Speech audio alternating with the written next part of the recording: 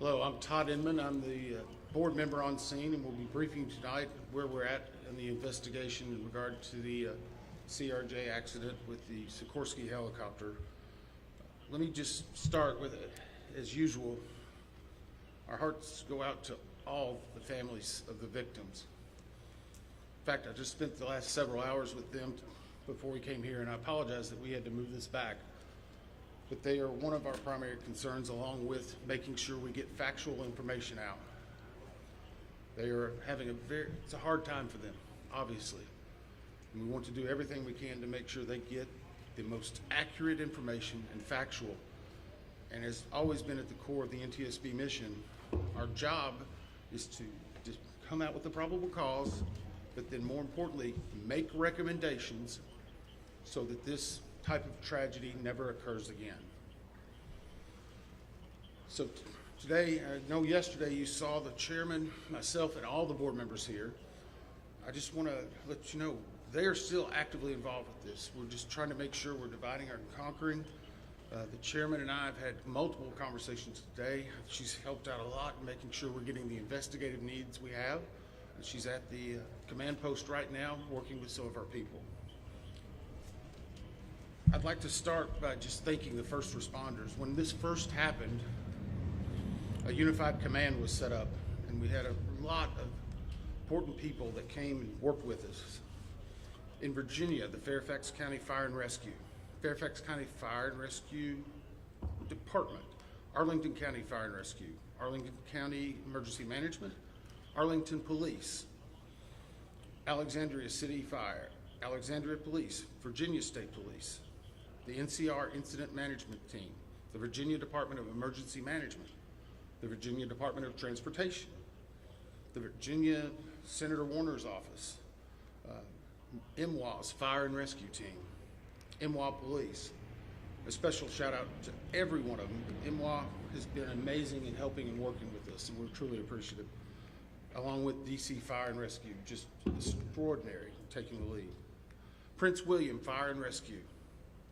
In Maryland, the Montgomery Fire and Rescue, Prince George's Fire and Rescue, Charles County Fire and Rescue, Baltimore Fire, Baltimore Police, Anne Arundel Fire Department, Maryland State Police, Maryland Natural Resource Police, MPD, DCFD, from the federal side, the U.S. Coast Guard, U.S. Army, U.S. Air Force, FBI, Secret Service, Customs and Border Patrol, Park Police, DOD, Naval District Washington, American Medical Response, and yes, the U.S. Department of Labor. All of those have been amazing partners and are one of the reasons why that this investigation continues to progress the way we want it to. As I said, we did family briefings last night, and today there are over 100 family members that are now in the area receiving briefings, and as part of the legislative requirement, receiving family assistance. They have been briefed by the medical examiner, the fire chief, NTSB chairman, and myself, along with the family assistant unit from PSA Airlines. In regard to NTSB staff, all staff are now on scene that have been requested, and I want to point out one specific staff member because we're doing a joint NTSB and DOD investigation. The NTSB actually has a Black Hawk certified pilot on staff, on our personal staff, based out of Alaska. Once we realized the dynamics and the intricacies of the Black Hawk, we have brought that member in. They are on scene now, providing direct technical assistance to the NTSB. Now, it does not mean that the DOD is not working and helping with us, but in order to maintain our independence, we have our own Black Hawk certified pilot in the working group for helicopters. Regarding salvage at this point, the Navy Supervisor of Salvage is conducting salvage operations at the current time. Barges are en route from Virginia Beach, and we anticipate them to be on scene early tomorrow morning. After their arrival, they will be secured and located, and then significant salvage operations will continue. They are ongoing right now, but this will be the main lifting. It's being done in conjunction with the DC Medical Examiner's Office in order to make sure simultaneously that any additional victims are recovered and immediately turned over to them for identification and returned to their families. SupSalv, which is the supervisor of salvage, is also conducting a debris mapping right now. This will help in our post-accident analysis of how the machine actually reacted to the incident. It'll also help us with understanding some of the airworthiness and crashworthiness and human factors. We have right now 2 distinct debris fields. One that houses the Sikorsky, which is in comparison to the CRJ, a little bit smaller. The CRJ is in another distinct area, and we consider a little bit larger. The good news is, based upon the initial mapping, while there are some small aspects of that debris field, there are large chunks that will be easily recoverable, and it will aid in the investigation when we bring it into the secured facility that will be located here on MWA. That will help us in the close proximity to be able to review and evaluate. Yesterday, we outlined for you a number of groups that have been stood up. A few of them in particular I want to call out, although every one of them have been working very hard. For your edification, the ATC group, Air Traffic Control, has been conducting interviews today. They're ongoing tonight. They will be ongoing for probably the next few days. We've had full cooperation in getting the witnesses that we need to gain those interviews. We will then take that information and match it with other data that we're receiving, and if necessary, conduct follow-up interviews at a later time. Our operations group now has on site an exemplar airplane similar to the CRJ 700.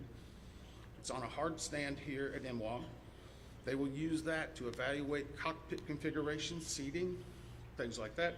So whenever the salvage comes up, we're able to use an exemplary aircraft to match it against examples such as where maybe switches are, navigational aids, electronics.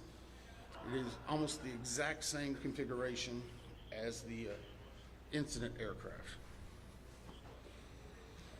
I want to clarify one thing. There's been a lot of questions and discussion regarding manifest.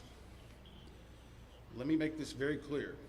The NTSB will not and has not released a manifest. We have not in our history, not in our past. We will not be in this accident. In fact, there's specific congressional language that whenever it is in our possession, it is not available through the Freedom of Information Act. It will not be included in our report. We will not be putting any names of any of the victims. Any release of that information will come from other individuals or groups. Regarding the recorders, as many of you saw last night, we recovered from the CRJ 2 separate recorders. One was a FDFR, that is a flight data recorder. 50. That was actually in what we consider good condition. As part of that process, it was soaked in alcohol overnight. It was then opened today, and we have a high level of confidence that we will be able to get a full download in the very near future. Now, once we do have that download, we will not be releasing immediately the information regarding it. We will have to go through, correct the data sets, make sure they're synchronized. This has approximately up to possibly 2,000 data points. Is that right, Bryce? So all of that has to be synchronized and looked at. It's a very laborious practice. It takes a lot of time. Regarding the CRJ's cockpit voice recorder, once it was recovered and opened, we found that it had water intrusion. That is not uncommon. It is not an unusual event for us to receive a recorder with water intrusion. We deal with that all the time. Our recorders division is one of the best in the country, in the world actually, and we have recorders sent everywhere, so there's a step. The CVR was soaked overnight in ionized water. at which point the team put the CVR into a vacuum oven in order to extract moisture. They are still checking electrical connections to determine if they're ready to try a download. It is one step of many steps that we will take in order to get that data, but we have a very high level of confidence that we will have it. We just have to work through a number of steps. Lastly, on recorders, the Sikorsky, where the CRJ has two separate recorders, the Sikorsky has a combined cockpit voice recorder and digital flight data receipt recorder. It's in one box. I can report to you now, we have recovered the Sikorsky black box. It is safely at the NTSB headquarters. It will begin an evaluation, just as the other two recorders did last night, to determine when and how to take action. I can tell you from a visual inspection, we saw no exterior damage that would indicate that it was compromised at this time. So we have a high level of confidence that we will be able to have a full extraction from that as well. Those are some of the significant updates we have right now. Obviously, we'll be doing some more in the essence of time and making sure our team gets back. I think we're going to be able to take maybe 4 or 5 questions. I'll call on you and I'll repeat it. So we'll try to play that game a little bit, please. Right here. Thank you very much, Tom. Your name and outlet, please. Jonathan Kersley from Channel 9 Australia. Captain Sully Sullivan, one of the heroes of the incident on the Hudson, said that he said we absolutely should be reviewing the airspace, not just here but in other places where there's a complex mix of traffic. Is he right? Is there time for a permanent shift in DC and across the country to keep airspace safe and separate between military and civilian air? So the question for those watching, is it this time now for us to possibly deconflict or change some of the airspace where military aircraft operate with commercial aircraft? I can't give you a definitive answer on that. What I can say is in this incident, it should not have happened. We have in aviation what's called a Swiss cheese approach, wherein if something fails, a backup should catch it. Multiple layers of redundancy. It's been a very long time since we've had a major aviation incident in the United States, and that's the reason why it's one of the safest forms of transportation in the country. But the only way they do that is by investigating what happens now and then making recommendations in the future. Again, the NTSB has done 100,000 aviation investigations. We've issued 15,000 recommendations. Over 84% have been accepted. Once this investigative report comes out, we will be advocating probably for years for changes that need to be made, but we'll not speculate on what needs to be done until we have the facts. Hey, I'll call on people. Sorry. Member Dave Jefferson from Reuters. Can you talk about how long you think it will take to recover the debris, how long you plan to be on site, and have you got any early data yet off the ATC tapes? I think that was 3 or 4 together. How long the debris will take, how long we'll be on site, and have we gotten any information off of the air traffic control tapes. The debris, we are hopeful once the mapping is done that it will be done in what I will call quick order. I can make no guarantees of that because first and foremost, we need to make every effort and to make sure we're recovering every one of the people that perished in this accident. We'll have some cranes that'll be coming up, and once that happens, you'll see a lot more activity and we'll be moving that in, but I don't want to give you a definitive time. I would say it will start in earnest probably on Sunday, and it will go through next week, and some of that's contingent upon weather and other things. Regarding the ATC tapes, we've received a lot of different information on ATC, and so I'm just going to preempt it. Off-the-shelf software programs are not always as accurate as the data we specifically get from ADSB, from the black boxes. All of that are factors that come into our investigation. So we will not speculate about ATC tapes that you may have heard and seen online or snippets. We are getting the full cooperation that we need to be able to make an accurate assessment and to make sure what we are saying is factual and that it will help and aid in the entire investigation. You? Todd, Steve Cooper from Channel 7 in Boston. Is there anything glaring from the videos that we've all seen that would tell you that the pilot in the Black Hawk helicopter made a mistake?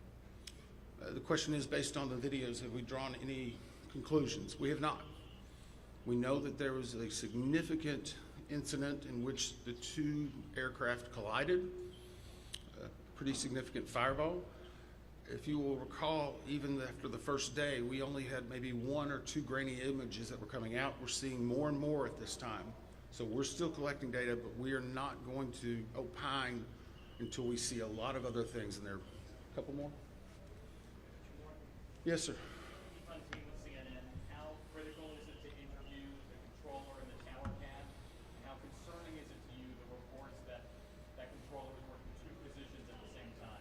So the question was, how critical are the air traffic control interviews and basically staffing? So air traffic control interviews are critical. That's the reason why there's a process in place. That began immediately after the accident. It was preservation of that evidence. It was immediately taking down notes, getting logs, all that information. We will go back and look at any air traffic controller that was involved in this. We'll go back and look at their past probably 72 hours, even 2 or 3 weeks. We'll look at their training, their hiring, everything, what they probably ate that day. But it is not one point that tells us everything. It's layered into a lot of other information that's very critical. Regarding staffing, the FAA has had a very robust plan in looking at staffing. Obviously, we'll be looking at not only staffing that day, but progressively staffing. How many people, what job functions they were doing, were they being combined, were they not? What was the weather outside? What was the number of landings? I recall back during COVID, 1 runway was being used, runway 1, that was the only one. 33, as traffic came back, started being opened up. So we would look at changes in traffic patterns, construction at the airport, all of that. It all paints a very big picture. Can I just follow up on that? Who are you? Sorry. Oh, sorry, Leo with AP. Have investigators interviewed air traffic controllers separately? The question is, have we interviewed air traffic controllers? Yes. I think I started with, Were they working at the time? sorry.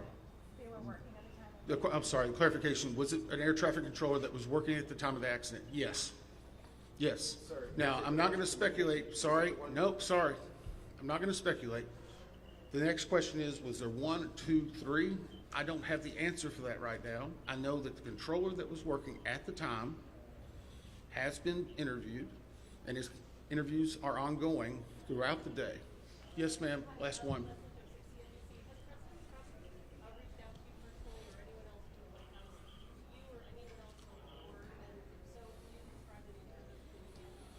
The question is, has anyone from the White House reached out to me or other board members? I won't speak for other board members. I know that the chair did a briefing yesterday. It was publicly discussed and gave some information.